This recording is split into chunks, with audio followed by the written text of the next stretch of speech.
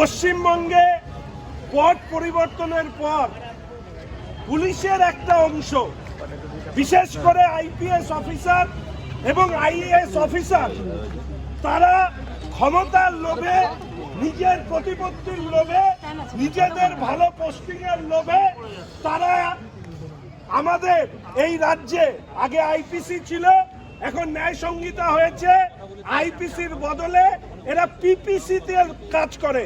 অর্থাৎ পিসির যে পিনাল কোড, সেই পিসি পিনাল কোডের অফিসার হচ্ছে আমাদের পশ্চিমবঙ্গের বড় বড় আইপিএস অফিসাররা। এরা কেমন? এখানে যারা দাঁড়িয়ে আছেন, আমরাও এই শহরে বড় হয়ে উঠেছি। আমি এই শহরে ছোট থেকে বড় হওয়া, এই শহরের এই থানা, এর প্রত্যেকটা চেহারার পরিবর্তনের সাথে আমরা জড়িয়ে আছি। আমরা আগে কোন রাজনৈতিক দলের নেতাদেরকে, এই পুলিশ অফিসারদেরকে ভৃত্যের মতন ব্যবহার করতে আমরা কোনোদিন দেখিনি। আজ যা তৃণমূলের আমলে দেখি, যেন এই অফিসাররা পড়াশুনো করে পরীক্ষা দিয়ে যারা চাকরি করতে এসছেন, সেই অফিসার এবং সাধারণ জেনারেল অ্যাডমিনিস্ট্রেশনের যারা সরকারের চাকরি করে, তাদের সাথে চাকর বাকরের মতন ব্যবহার করা হয়। দুর্ভাগ্য যে এই অফিসারদের মধ্যে, এই অফিসারদের এই দম নেই এই অফিসারদের, যে তৃণমূলের নেতা তিনি যেই হন না কেন তাদেরকে এই কথা বলার ক্ষমতা রাখে যে আপনি লিখিত অর্ডার দিন না, এরা মুখে বললেই সব করে দেবে তৃণমূলের জন্য। লজ্জা হওয়া উচিত। পুলিশের উর্দি পরে আজকে পুলিশের উপর মানুষের ঘৃণা বর্ষণ হচ্ছে একটাই কারণে, কারণ তৃণমূলের অপরাধী নেতার দোষর হচ্ছে এই পুলিশ, যে পুলিশকে দিয়ে তৃণমূল আজকে রাজ্য জুড়ে এই অন্যায় অবিচার চালিয়েছে।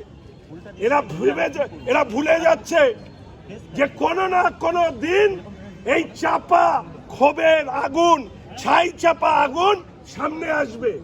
কি দেখছেন? এর থেকে ভয়ঙ্কর আন্দোলনের জন্য ভারতীয় জনতা পার্টি প্রস্তুত হচ্ছে। আমরা শুধু এইটুকু হুঁশিয়ারি দিয়ে দিতে চাই, যদি ভাবেন গুলি দিয়ে, বোমা দিয়ে, বন্দুক দিয়ে আমাদের আন্দোলনকে বন্ধ করবেন, মূর্খের স্বর্গে বাস করছেন। থানা ছেড়ে পালাতে হবে, এই রকম আন্দোলন আমরা করব। আমি আপনাদেরকে বলতে চাই, বিনীত গোয়েল কে? এই বিনীত গোয়েল আপনারা জানেন, মেয়েটির মারা যাওয়া, হত্যা করার খবর 9টা, 9:30, 10টা এরকম একটি সময় পুলিশ পায়। তারপরে কোন জেনারেল ডায়েরি করে, কোন রকমে কি করে মৃতদেহটাকে পোস্টমর্টম কোনোভাবে করিয়ে আগে জ্বালিয়ে দাও, আগে জ্বালিয়ে দাও। পোস্টমর্টম করার পরে হচ্ছে অস্বাভাবিক মৃত্যুর হচ্ছে ডায়েরি করা হয়েছে, তার আগে এফআইআর পর্যন্ত করেনি এই পুলিশ। যে পুলিশ আমরা থানায় আসলে আমাদেরকে আইন শেখায় কোনটা উচিত আর কোনটা অনুচিত, সেই পুলিশ কাকে রক্ষা করবার জন্য পোস্টমর্টম সম্পন্ন হওয়ার পরে এফআইআর করেছে, এর জবাব তো বিনীত গোয়েলকে দিতে হবে, এর জবাব তো রাজীব কুমারকে দিতে হবে। কত চটি চাটবেন আপনারা? কত চটি চাটবেন? জিভ তো খুলে পড়ে যাবে। আর এই জিনিস বরদাস্ত করা যাচ্ছে না। যে পুলিশের উপরে মানুষের ভরসা, সেই পুলিশ হচ্ছে মমতা ব্যানার্জি আর তার অপরাধী সাঙ্গপাঙ্গদের রক্ষা করতে ব্যস্ত। আজকে অনেকে প্রশ্ন করেন, আরে আচ্ছা এত রাগ কেন একটা ঘটনা নিয়ে? আপনারা দেখুন, কামদুনির থেকে আজ অবধি আমাদের মাটিগাড়া কেসে শাস্তি পেয়েছে? আমাদের কালিয়াগঞ্জ শাস্তি পেয়েছে? ধূপগুড়ি শাস্তি পেয়েছে? ময়নাগুড়ি শাস্তি পেয়েছে? কালিয়াচক শাস্তি পেয়েছে? মালদা শাস্তি পেয়েছে? হাসকালি শাস্তি পেয়েছে? কল্যাণী শাস্তি পেয়েছে? কাটোয়া শাস্তি পেয়েছে? একটা জায়গায় কেউ শাস্তি পায়নি। কেন পায়নি? কারণ এই পুলিশ হচ্ছে রিপোর্ট দেয়, এমন ভাবে রিপোর্ট দেয় যে কামদুনিতে আপনাদের জানা দরকার, এই বিনীত গোয়েল যখন দায়িত্বে ছিলেন সিআইডি, সেই কামদুনি কেসের সময় এই বিনীত গোয়েলরা এমন রিপোর্ট দিয়েছে, মুখ্যমন্ত্রী ঘটনা ঘটার ছাত্রীকে খুন করবার 15 দিন পর পৌঁছেছিলেন, পৌঁছানোর পর বলেছিলেন যে আমরা অপরাধীদের ফাঁসি এবং মৃত্যুদণ্ড একসাথে দেব। আর আজকে আমরা কি দেখি, সেই অপরাধীরা হাইকোর্ট থেকে খালাস হয়ে গেছে। খালাস হয়ে যাওয়ার পরে এই পুলিশ ওই অপরাধীদের বাড়ির সামনে পাহারা দেয়। এইটা হচ্ছে কানুনের অবস্থা। তাহলে কাদের উপরে আমাদের ক্ষোভ থাকবে? আমাদের ক্ষোভ এই রাজ্যের প্রশাসন, পুলিশ প্রশাসন, যারা নিজেদের মেরুদণ্ড বিক্রি করেছে। এখানে আপনারা আছেন, আমরা ছোট থেকে বড় হয়েছি এই শহরে। এই শহরে অ্যাডিশনাল এসপি ছিল নজরুল ইসলাম, পরবর্তীকালে আইপিএস অফিসার। আজও নজরুল ইসলামকে আমরা কুর্নিশ করি, সেই ওনার মধ্যে মেরুদণ্ড বিক্রি হয়নি। আপনারা জানেন এই শহরে আমাদের পুলিশ কমিশনার ছিলেন জয়রামন সাহেব। সেই জয়রামন সাহেব গোদালাকে যখন অ্যারেস্ট করে নিয়ে আসলো, তখনই সাথে সাথে এই পুলিশ একটা কথা বলে না, তাকে কম্পালসারি ওয়েটিং এ পাঠিয়ে দিয়েছিল।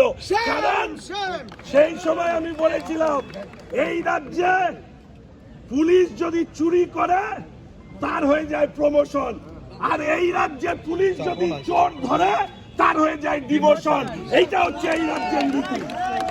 তাই আমাদের অনুরোধ এই পুলিশের কাছে, আমাদের অনুরোধ পুলিশের কাছে, যা রুল বুকে আছে তাই করুন। যদি অন্যায়ের সাথে সাথ দেন, আপনি আপনার বাড়ির ছেলে মেয়ের সামনে মুখ দেখাতে পারবেন না। মুখ দেখাতে পারবেন না। আজকে আপনার বাড়ির ছেলেমেয়েরা টিভি দেখে না, বলে না যে বিনীত গোয়েল কি করেছে, রাজীব কুমার কি করেছে।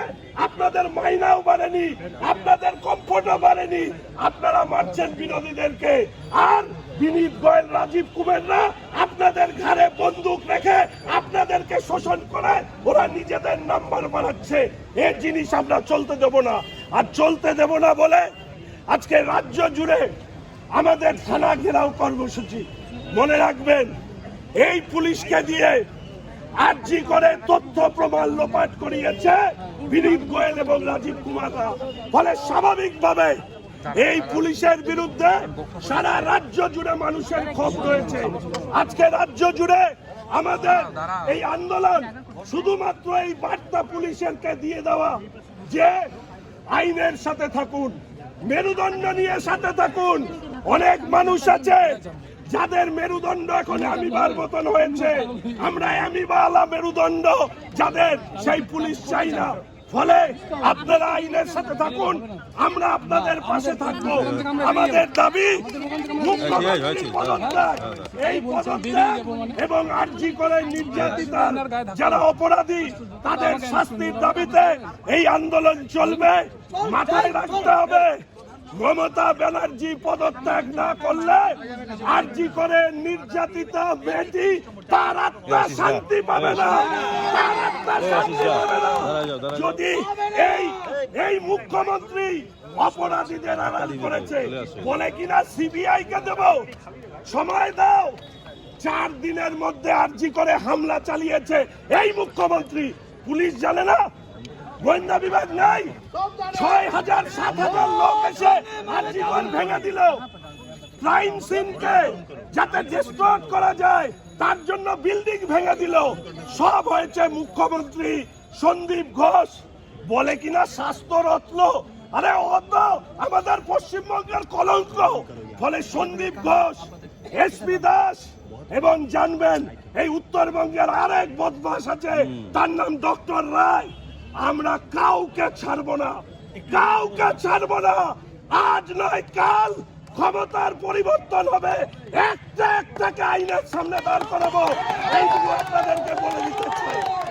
তাই আওয়াজ তুলুন, we want justice, we want justice, we want justice। দফা 1 দাবি 1, মমতার পদত্যাগ। দফা 1 দাবি 1, মমতার পদত্যাগ। দফা 1 দাবি 1, hello hello hello hello hello hello hello. কিন্তু আমরা যখন দেখলাম স্বাস্থ্য ভবন অভিযানে আমাদের নেতৃত্বটা গেলেন, বিধানসভার বিরোধী দলনেতা যখন অংশগ্রহণ করলেন, তখন অতি সক্রিয় হয়ে পুলিশ বিরোধী দলনেতাকে আধ ঘন্টা বসিয়ে রাখবে।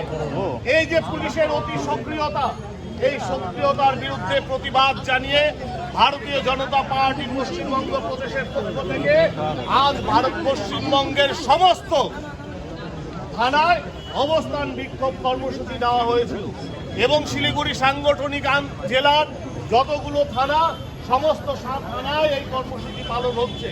আমরাও আজকে শিলিগুড়ির 4টি মণ্ডল, শিলিগুড়ি 2 নম্বর, 3 নম্বর, 4 নম্বর এবং 5 নম্বর মণ্ডলের ব্যবস্থাপনায় আমরা শিলিগুড়ি থানার সামনে অবস্থান বিক্ষোভ করছি। আমাদের এই অবস্থান বিক্ষোভ ততক্ষণ চলবে যতক্ষণ পর্যন্ত পশ্চিমবঙ্গের মুখ্যমন্ত্রী